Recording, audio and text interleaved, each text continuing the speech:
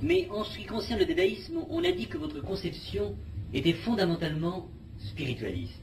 Pouvez-vous nous préciser dans quel sens et quelle signification eut pour vous l'expérience dadaïste?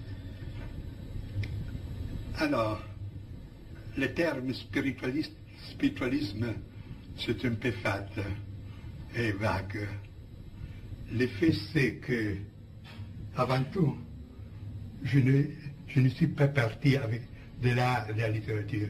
Je connaissais déjà textes de métaphysique et de mystique. Pour moi, ce qui était intéressant dans le dadaïsme, c'était une volonté d'expression radicale. C'était l'évocation d'un chaos primordial pour dépasser toutes les limites. Mais le but de cela, ce n'était pas pour moi, selon mon interprétation, le moi qui rentre dans une sorte de vie indifférenciée, mais une ouverture à la transcendance. Dans ce sens-là, je peux dire que ma conception était spiritualiste. Et j'ajoute que, on peut dire, mais pour préciser, le but, ce n'était pas de délivrer la vie avec la majuscule, mais c'est de se délivrer de la vie pour passer dans une dimension supérieure.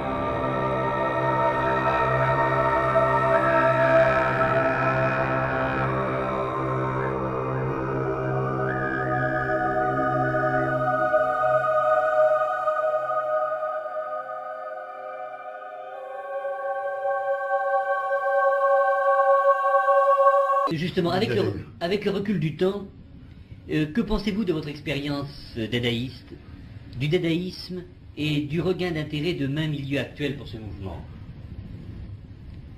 Comme je vous l'ai dit, pour nous, le dadaïsme était quelque chose de très sérieux.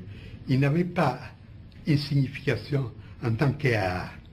Pour nous, ce n'était pas les tentatives de créer un art nouveau. C'était l'opposé du futurisme qui était emballé pour le futur, pour la civilisation moderne, la vélocité, la machine. Tout cela n'existait pas pour nous. Alors, si on considérait le dadaïsme et en partie aussi l'art abstrait, avait une valeur comme le reflet, comme la manifestation d'une crise existentielle très profonde. On était arrivé au point zéro de valeur. Alors il n'y avait pas trop de possibilités à celui qui avait fait sérieusement cette expérience. On devait se tuer, ou bien rebrousser chemin. Et plusieurs l'ont fait. Vous voyez, Aragon, Breton. La troisième, c'est jeter à l'aventure. Type Rimbaud. On pourrait dire que la méthode dadaïste n'est pas dépourvue d'une certaine relation avec la formule dadaïsme toujours, telle que je l'interprétais, et que la formule de Rimbaud. Dérèglement de tout le sang pour devenir vaillant. Alors, comme je dis, l'autre solution, c'était de se jeter à l'aventure, comme le fait le dernier Rimbaud, comme le fait les filles en cette mesure, Blessandra et des autres personnes. Enfin, il y avait l'autre possibilité, la positive. Étant donné que l'essor presque inconscient, mais réel, tout ce mouvement était une volonté de libération, de transcendance. Poser un limite à cette expérience et chercher de se frayer un chemin vers des autres domaines, où cette soif aurait pu être satisfaite. C'est ce que j'ai fait dans ce temps-là. Après un moment de crise très grave, à laquelle c'était un miracle, si j'ai survécu à cette crise. Je sais, puisque le fond existentiel qui avait justifié mon expérience dadaïste n'existait plus, il n'y a plus aucune raison de m'occuper de cette chose. Et je suis passé à mon activité, cette activité pour laquelle je suis aujourd'hui essentiellement connu.